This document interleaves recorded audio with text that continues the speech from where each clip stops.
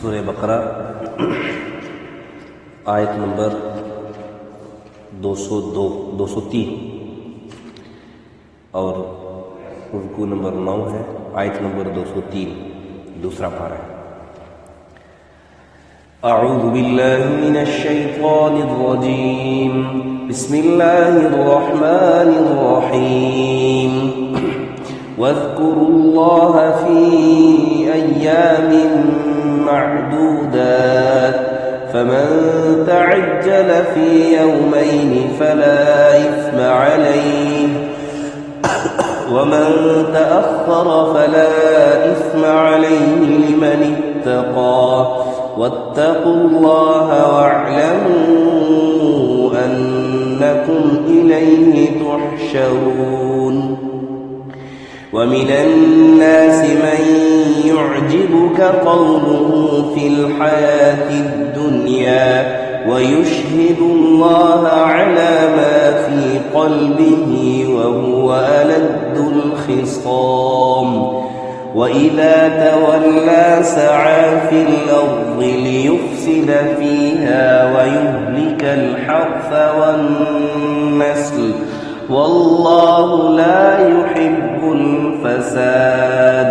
وإذا قيل له اتق الله أخذته العزة بالإثم فحسبه جهنم ولبئس المهاد ومن الناس من يشري نفسه ابتغاء مرضات الله والله رؤوف بالعباد صدق اللہ العظیم۔ واذکروا اللہ فی ایام معدودات، اور اللہ کو یاد کرو گنتی کی چند دنوں میں۔ فمن تعجل فی یومین، پھر جو کہ جلدی چلا گیا 2 ہی دن میں، فلا اثم علیہ، تو اس پر کوئی گناہ نہیں۔ ومن تأخر، اور جو کہ رہ گیا 3 دن بھی رہ گیا، فلا اثم علیہ، تو اس پر بھی کوئی گناہ نہیں۔ لمن اتقى، جو کہ اللہ سے ڈرتا ہے۔ واتقوا اللہ، اور اللہ سے ڈرتے رہو۔ واعلموا، اور جان لو، انکم الیہ تحشرون، تم سب اسی کے پاس جمع ہو گئے۔ ومن الناس من يعجبك قوله، اور بعض وہ آدمی ہے جس کی بات تعجب میں ڈالتی ہے اس کی بات آپ کو، فی الحیات الدنیا، دنیا کے زندگی کے کاموں میں۔ وَيُشْهِدُ اللَّهَ عَلَى مَا فِي قَلْبِهِ، اور گواہ بناتا ہے اللہ کو جو اس کے دل میں ہے، اپنے دل کی بات پر۔ وَهُوَ أَلَدُّ الْخِصَامِ، اور وہ سخت جھگڑالو ہے۔ وَإِذَا تَوَلَّى سَعَى فِي الْأَرْضِ، جب وہ پھرتا ہے آپ کے پاس سے تو دوڑتا ہے زمین میں، لِيُفْسِدَ فِيهَا، تاکہ اس پہ خرابی ڈالے، فساد کرے، وَيُهْلِكَ الْحَرْثَ، اور تباہ کرے کھیتیاں، والنسل، اور جانے۔ واللہ لا يحب الفساد، اور اللہ تعالیٰ فساد کو پسند نہیں کرتا۔ وَإِذَا قِيلَ لَهُ اتَّقِ اللَّهَ، اور جب اسے کہا جاتا ہے کہ بے اللہ سے ڈرو، أَخَذَتْهُ الْعِزَّةُ، تو اس کو آمادہ کرتا ہے اس کو غرور، بالإثم، یہ اس کی عزت نفس اس کو گناہ پر آمادہ کرتی ہے۔ فحسبه جہنم، سو اس کے لیے کافی ہے دوزخ۔ وَلَبِئْسَ الْمِهَادُ، اور وہ بڑا برا ٹھکانہ ہے۔ وَمِنَ النَّاسِ مَن يَشْرِي نَفْسَهُ ابْتِغَاءَ مَرْضَاتِ اللَّهِ، اور لوگوں میں سے ایک شخص وہ ہے جو بیچتا ہے اپنی جان کو اللہ کی رضا جوئی کے میں۔ واللہ رؤوف بالعباد، اور اللہ تعالیٰ اپنے بندوں پر نہایت مہربان ہے۔ یہ مینا میں قیام کے متعلق جو کل کے سبق میں جو آخری جو حج کے احکامات میں آخری بات کی تھی کہ مینا میں جو قیام ہے، تو اس میں ہے کہ مینا میں جو قیام، اس میں آخری جو حکم یہ بیان کیا گیا تھا کہ اس میں اللہ کو ایسے یاد کرو جیسے تم اپنے آبا و اجداد کو یاد کرتے تھے۔ تو میں نے عرض کیا تھا کہ زمانہ جاہلیت میں یہ ایک رسم تھی کہ جب حج سے فارغ ہو جاتے تھے تو ان دنوں میں مینا میں قیام کر کے ایک دن جو ہے وہ اپنے والدین کو یاد کرنا اور ان کی تعریفیں بیان کرنا اس میں گزارتے تھے۔ تو اللہ تعالیٰ نے اس رسم کو ختم کرنے کے لیے فرمایا کہ یہ اپنے والدین کی تعریفیں کرنے کے لیے نہیں بلکہ اللہ کو یاد کرنے کے لیے ہے۔ اور پھر آج کے جو سبق میں اس کی ابتدائی آیت میں یہی حکم ہے کہ مینا میں 3 دن گزارنا، یعنی 11، 12، 13، یہ ذی الحجہ کی یہ 3 تاریخیں یہ مینا میں گزارنا یہ سنت ہے۔ لیکن اگر کوئی 2 دن بھی گزار لے، 2 دن گزار لے تو بھی اس کے لیے جائز ہے۔ اب وہ تیسرا دن یعنی من تعجل فی یومین، جو کوئی 2 دنوں کے اندر جلدی کر دے، مطلب 2 دن گزار کے پھر واپس چلا جائے، ربی کر کے واپس چلا جائے، تو اس دنوں میں بھی اس کے لیے اجازت ہے۔ کہ جو ایام معدودات ہے، وذکر اللہ فی ایام معدودات، اس سے مراد 11ویں، 12ویں اور 13ویں ذی الحجہ ہے، جن میں حج سے فارغ ہو کر مینا میں قیام کا حکم ہے۔ تو فرمایا ان دنوں میں رمی جمار یعنی کنکریوں کو مارنے کے وقت جو ہے وقت ہوتا ہے کہ 3 دن کنکریاں مارتے ہیں، اور پھر اس کے علاوہ جو ہے اس کے ساتھ ساتھ ہر نماز کے بعد تکبیر کا بھی حکم ہے۔ اور دیگر اوقات میں بھی اللہ فرماتے ہیں کہ یہ جو 3 دن ہیں یہ چند گنتی کے دن ہیں، اس میں اللہ کو خوب یاد کیا کریں۔ اور پھر یہ کہا کہ ومن تعجل فی یومین فلا اثم علیہ ومن تأخر فلا اثم علیہ لمن اتقى، یعنی جو کا آدمی 2 دن بعد چلا جائے تو اس پر گناہ نہیں۔ اس میں یہ بات سمجھانی ہے کہ کیونکہ اللہ تعالیٰ نے دونوں کام جائز رکھے ہیں آپ کے لیے، 2 دن بعد بھی جا سکتے ہیں، 3 دن بعد بھی جا سکتے ہیں، تو گویا جو 2 دن بعد جائے تب بھی کوئی گناہ نہیں، 3 دن بعد جائے تب بھی کوئی گناہ نہیں۔ اور ایک بات اس میں سمجھانی ہے کہ اللہ نے اجازت جب دے دی تو گناہ اس میں ہوتا ہے جو آدمی خلاف شریعت کوئی کام کرے، خلاف شریعت۔ اچھا، معاشرے میں نا بہت ساری ایسی باتیں عام مشہور ہوتی ہیں کہ معاشرہ اس کو برا سمجھتا ہے، حالانکہ شریعت میں وہ برا نہیں ہوتا ہے، عام طور پر ہم اس کو برا سمجھتے ہیں، اور جو چیز شریعت نے منع کی ہوتی ہے اور حقیقت میں جو ہے نا وہ بری ہوتی ہے، لیکن معاشرہ اس کو برا سمجھتا ہے۔ تو اللہ تعالیٰ نے فرمایا کہ اصل گناہ وہ ہے جو شریعت نے منع کیا، مفہوم اس کا یہ ہے۔ اور جو ممنوعات شریعہ سے پرہیز نہ کرے وہ گناہ گار ہوتا ہے، جو ممنوعات شریعہ سے پرہیز کرے تو وہ گناہ گار نہیں ہوتا ہے، اور اس میں کوئی ایسی بات ہے نہیں، اللہ نے اجازت دی ہے۔ اور حج میں پرہیزگاری پھر اس بات میں کہ کچھ گناہ نہیں، مینا میں 2 دن قیام کیا یا 3 دن قیام کیا، تو جیسے میں نے عرض کیا کہ دونوں باتیں جائیں، افضل یہی ہے، سنت یہی ہے کہ 3 دن قیام کیا جائے۔ پھر کہا کہ واتقوا اللہ، اور اللہ سے ڈرتے رہو، واعلموا انکم الیہ تحشرون۔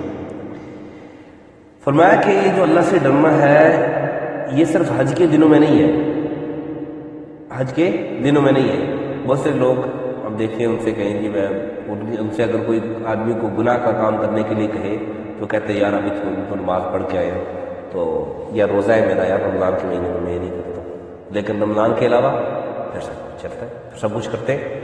تو یہ بات سمجھانی ہے کہ اللہ سے ڈرنا یا اللہ کا خوف جو دل میں ہو، اللہ کی اطاعت جو ہے، یا یوں سمجھے کہ گناہوں سے جو بچنا ہے یہ صرف خاص حج کے دنوں کے لیے نہیں ہے، یا خاص کوئی وقت کے لیے نہیں ہے، بلکہ جتنی آپ کی زندگی ہے ساری زندگی اللہ سے ڈرنا ہوتا ہے۔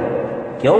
انکم الیہ تحشرون، جان لو کہ اللہ کی طرف آپ سب نے جانا ہے، آپ سب اللہ کی طرف جمع کیے جاؤ گے، اور جب اللہ کے پاس جمع ہوگے، اللہ کے پاس جاؤ گے تو پھر ایک ایک چیز کا حساب بھی دینا پڑے گا۔ پھر اس کے بعد ایک منافق کا جو ہے وہ تذکرہ ہے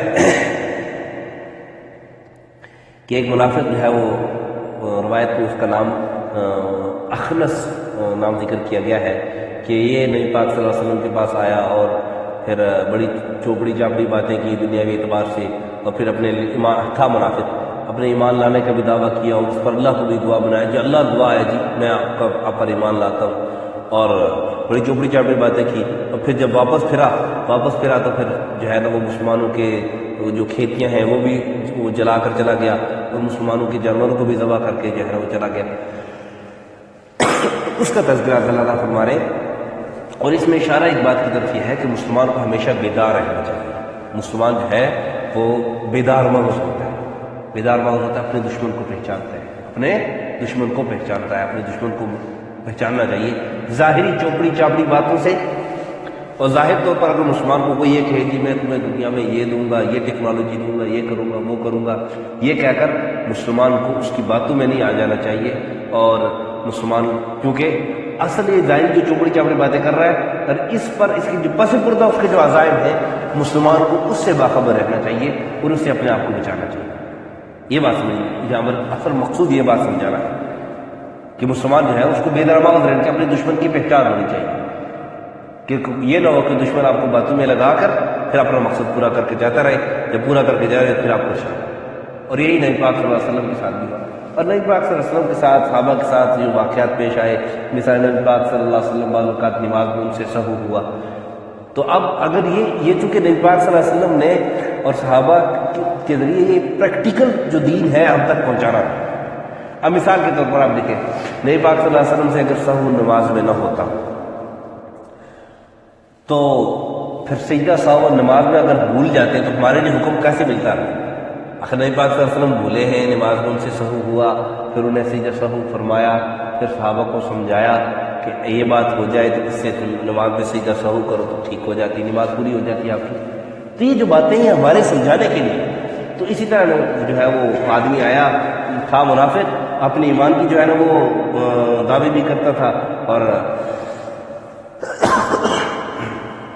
بڑی چوپڑی چاپڑی باتیں کی دنیاوی اعتبار سے، لیکن آخر میں پھر مسلمانوں کو نقصان پہنچا کے چلا گیا. تو مسلمان کو بیدار مغز رہنا چاہیے. پھر اذا تولى سعى في الارض، یہ ومن الناس من يعجبك قوله في الحیات الدنیا، دنیاوی اعتبار سے بڑی چوپڑی چاپڑی بڑی اچھی ٹیکنالوجی کی باتیں کی کہ جی تمہاری یہ معاشی ترقی اس سے ہو جائے گی اور تمہاری یہ ہو جائے گا وہ ہو جائے گا، حقیقت میں اس کا نقصان تھا. اور ایک بات یاد رکھیں، مسلمان یہ کافروں کے طرز عمل پر ایمان کو چھوڑ کر، یا یوں سمجھے آسان لفظ نکالیں کہ مسلمان اللہ کو ناراض کر کے اگر اس کو ترقی نظر آ بھی رہی ہے تب بھی اللہ کو ناراض کر کے کبھی بھی ترقی، یعنی اللہ کا حکم چھوڑ کر یا اللہ کی نافرمانی کے ذریعے یہ کہے کہ میں ترقی حاصل کروں گا، ترقی اس کو کبھی نہیں مل سکتی. یہ پکی چھکی بات ہے. یہ ٹھوکر کھائے گا اور پھر ایسی ٹھوکر پڑتی ہے. کیونکہ دیکھو آپ سمجھیں، اپنے بیٹے کا نقصان کوئی نہیں برداشت کرتا ہے، نہیں برداشت کرتا. اگر بیٹا نہ بھی مانے نا اس کو زبردستی پکڑتے. کیا خیال ہے آپ کا بیٹا اگر آگ میں جا رہا ہو، جوان بیٹا ہو بشک آگ میں جا رہا ہو اور آپ منع کریں پھر بھی جا رہا ہو تو کیا خیال آپ جانے دیتے اس کو؟ اپنی ہر ممکن کوشش کر کے اس کو بجاتے. تو مسلمان جس نے اللہ پر ایمان لایا ہے، اللہ رب العزت اس کو بغاوت کی طرف جانا اللہ کو بالکل بھی پسند نہیں ہے. اور مسلمان یہ کہے کہ میں اللہ کا باغی بن کر اللہ کی نافرمانی کر کے ترقی حاصل کر لوں گا، نہ دنیاوی اعتبار سے ترقی حاصل کر سکتا ہے، نہ معاشی اعتبار سے، نہ دینی اعتبار سے، اخروی اعتبار سے کبھی بھی ترقی حاصل نہیں کر سکتا. مسلمان کامیاب تبھی ہو سکتا ہے ہمیشہ کہ اس کی پہلی پرائرٹی اللہ کا حکم، پہلی پرائرٹی اللہ کا حکم، اس کے بعد پھر یہ دنیاوی کام نہیں دیکھے. اللہ کا حکم نبی کا طریقہ دیکھ کر اس کو، یعنی کوئی بھی کام مسلمان کرے اس کی ترقی تب اس میں ممکن ہے کہ جب اس میں دو چیزوں کو یہ دیکھے، ایک اللہ کا حکم، پیارے حبیب صلی اللہ علیہ وسلم کا طریقہ. جب ان دونوں چیزوں کو مد نظر رکھ کر پھر یہ ترقی کی طرف قدم اٹھائے گا تو یہ ترقی ہمیشہ کے لیے اس کے لیے کامیابی کا سبب بنے گی. اور اگر ایسا نہیں ہوگا تو پھر یہ ترقی نہیں ہوگی، پھر یہ ترک جائے گا، جس کو ہم پشتو میں اردو میں کہتے ہیں، پنجابی میں کہتے ہیں کہ یہ ترک گیا، پھر یہ ترقی نہیں کرے گا کاف سے، پھر یہ ترقی کرے گا. بہرحال دنیاوی جو اس نے ایک چوپڑی چاپڑی باتیں کی اور اپنی ایمان کی بھی گواہی دی. جب واپس گیا لیفسد فیہا ویہلک الحرث والنسل، زمین کے اندر فساد مچایا اور کھیتیاں تباہ کی مسلمانوں کی، صحابہ کی، اور والنسل، اور جو جانیں وہ بھی تباہ کی کہ مویشیوں کو جو ہے نا وہ مار کر چلا گیا. اور اینی اخنس ابن شریق اس کا نام تھا، یہ منافق تھا، فصیح بلیغ تھا. اور پھر جب اس کو کہا جاتا ہے دنیاوی اعتبار سے بھی، دیکھیں جب ہم دیکھتے ہیں نا کہ کوئی آدمی نقصان کر رہا ہوتا ہے، اس کو کہتے ہیں یار اللہ سے ڈرو، اللہ سے ڈرو. تم اللہ سے نہیں ڈرتے کہ تم مسلمانوں کو نقصان کر رہے ہو، نقصان پہنچا رہے ہو یا ظلم کر رہے ہو، یار کم سے کم اللہ سے ڈرو. تو اس کا کیا، اس کا جو غرور ہے، غرور، تکبر، وہ اس کو گناہ پر آمادہ کرتا ہے. کہتے ہیں دیکھو میں کوئی گناہ کر رہا ہوں، میں کوئی اپنی طرف سے، یعنی وہ یہ سمجھ رہا ہوتا ہے کہ میں خیر کا کام کر رہا ہوں، میں خیر کا کام کر رہا ہوں. اور اس کی مثال اللہ نے قرآن جی بھی دوسری جگہ بھی دی ہے کہ جو شیطان کا دوست بن جاتا ہے نا، شیطان کا دوست، تو پھر کیا ہوتا ہے کہ وہ اللہ کے لیصدوا عن سبیل اللہ ویحسبون انہم مہتدون ومن یعش عن ذکر الرحمن نقید له شیطانا فهو له قرین وانہم لیصدونہم عن السبیل ویحسبون انہم مہتدون، کہ اللہ کے راستے سے روکنے والا ہوتا ہے، نافرمانی کرنے والا ہوتا ہے، نافرمانی کر رہا ہوتا ہے، لیکن اپنے آپ کو ہدایت پر۔ پھر بہت سارے ظالم ظلم کر رہے ہوتے ہیں ثواب سمجھ کر، ظلم کر رہے ہوتے ہیں ثواب سمجھ کر، اور وہ کیا کرتے ہیں، شیطان نا ان کو اپنے دلوں کے اندر اپنے طور پر تعویلیں ان کو بتاتا ہے کہ بظاہر ظلم کر رہے ہوتے ہیں، ان کو پتا ہوتا ہے کہ ہم ظلم کر رہے ہوتے ہیں، لیکن اپنے شیطان ان کے دلوں میں تعویلیں ڈالتا ہے کہ نہیں یہ ظلم نہیں ہے، یہ ایسے ایسے ایسے کرو گے تو ایسے ایسے یہ فائدہ ہے، اپنی طرف سے تعویلیں ڈالنا۔ تو یہ اسی کا نقشہ کھینچ رہے کہ وَإِذَا قِيلَ لِلَّهِ اتَّقِ اللَّهَ، جب اسے کہا جاتا ہے کہ میں اللہ سے ڈرو، تم یہ کیا کر رہے ہو، أَخَذَتْهُ الْعِزَّةُ بِالْإِثْمِ، اس کے لیے جو ہے اس کا غرور، اس کا تکبر جو ہے اس کو جو ہے نا اس کو آڑے آ جاتا ہے، وہ اس کو گناہ پر آمادہ کرتا ہے۔ اللہ تعالیٰ نے کہا فَحَسْبُهُ جَهَنَّمُ، اس کی ناکامی کے لیے، اس کی بربادی کے لیے جہنم ہی کافی ہے، جہنم اس کو کافی ہو جائے گی۔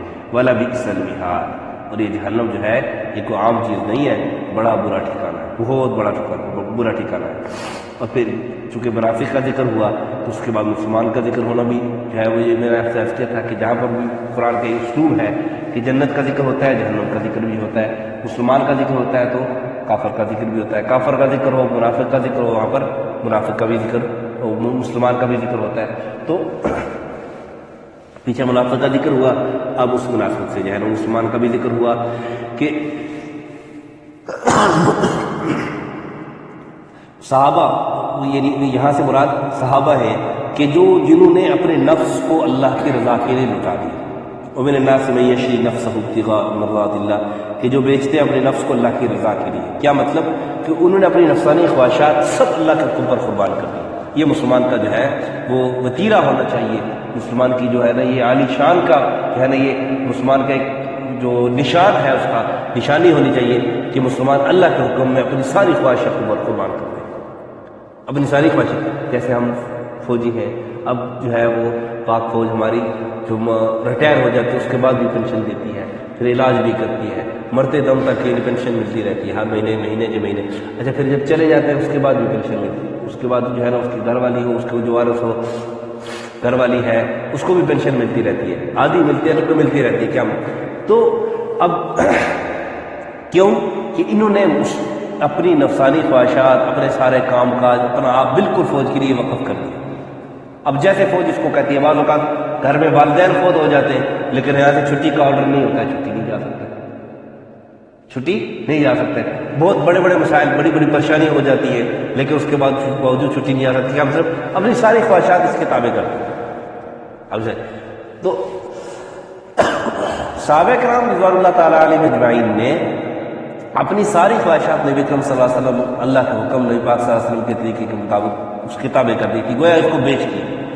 اب ان کی اپنی مرضی نہیں، جیسے فوج میں اپنی مرضی نہیں چلتی، جیسے بڑا کہے گا اب آرڈر ہے کہ رات کی ڈیوٹی دینی ہے، رات کی ڈیوٹی دینی ہے، چاہے بارش ہے، چاہے گرمی ہے، چاہے سردی ہے، چاہے برف ہے، چاہے کچھ بھی ہے، ڈیوٹی دینی ہے، پھر ڈیوٹی دینی ہے، اپنی مرضی نہیں۔ ہاں جی اس ٹائم سونا ہے، اب پھر اس ٹائم سونا ہے، یہ نہیں ہے کہ میری مرضی جب آ جائے گی میں سو جاؤں گا، میری مرضی آئے گی میں ڈیوٹی کروں گا، نہیں، ایسا نہیں۔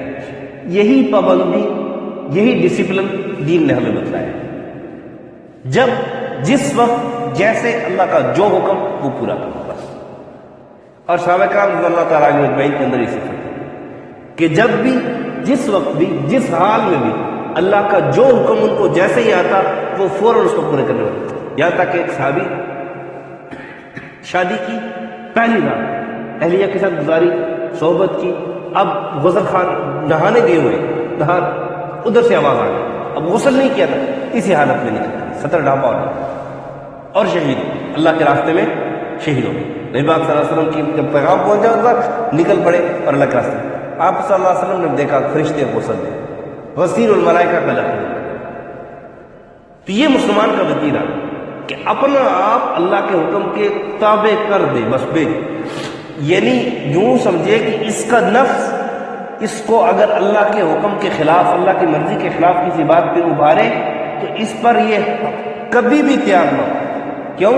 کہ جی نہیں، یہ تو نہیں کر سکتا، یہ تو میں نہیں کر سکتا، کیونکہ اس میں میرا اختیار ہی نہیں ہے، میرا اختیار ہی نہیں ہے کہ مسلمان ہو اس سے گناہ ہو جائے، اللہ کی نافرمانی ہو جائے، اس کی اجازت اس کو نہیں ہے. میرا یہ ہاتھ ہے، میں جائز کاموں میں اس کو استعمال کر سکتا ہوں، اس کی اللہ نے مجھے اجازت دی ہے. لیکن یہی ہاتھ اس کو میں ظلم کے لیے استعمال کروں، اللہ نے اس کی اجازت نہیں دی. اگر میں کر رہا ہوں تو ایک تو ظلم کر رہا ہوں، وہ گناہ ہے، ایک خیانت کر رہا ہوں، یہ بھی گناہ ہے.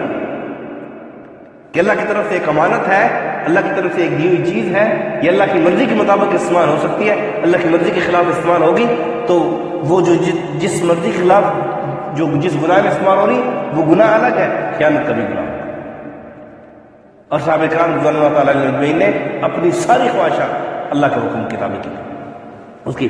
پھر اللہ تعالیٰ نے کہا کہ واللہ رؤوف بالعباد، اللہ تعالیٰ اپنے بندوں پر بہت زیادہ مہربان ہے. اس کی کتنی بڑی نعمت ہے، کتنی بڑی رحمت ہے اللہ اپنے بندوں پر کہ اس نے اپنے بندے کو ایک توفیق دی ہے کہ وہ اللہ کا حکم پورا کر رہا ہے، اللہ کے حکم کے مطابق پیارے حبیب صلی اللہ علیہ وسلم کے طریقے کے مطابق زندگی گزار رہا ہے.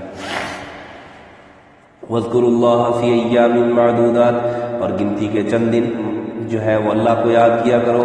فَمَن تَعَجَّلَ فِي يَوْمَيْنِ فَلَا إِثْمَ عَلَيْهِ، جو 2 دن بعد ہی چلا گیا، جس نے جلدی کی 2 دن بعد، اس پر کوئی گناہ نہیں. وَمَن تَأَخَّرَ فَلَا إِثْمَ عَلَيْهِ لِمَنِ اتَّقَىٰ، جو کوئی رہ گیا تیسرے دن بھی تو اس پر کوئی گناہ نہیں، جو کہ اللہ سے ڈرتا ہے. وَاتَّقُوا اللَّهَ، اور اللہ سے ڈرتے رہو. وَاعْلَمُوا، اور جان لو کہ أَنَّكُمْ إِلَيْهِ تُحْشَرُونَ، تم سب اسی کے بعد جمع ہونے والے ہو، اسی کے بعد جمع ہوگے. وَمِنَ النَّاسِ مَن يُعْجِبُكَ قَوْلُهُ فِي الْحَيَاةِ الدُّنْيَا، بعض آدمی وہ ہے جس کی بات پسند آتی ہے آپ کو دنیاوی زندگی کے کاموں میں. وَيُشْهِدُ اللَّهَ عَلَىٰ مَا فِي قَلْبِهِ، وہ اپنے ایمان پر اللہ کو بھی گواہ بناتا ہے جو اس کے دل میں ہے.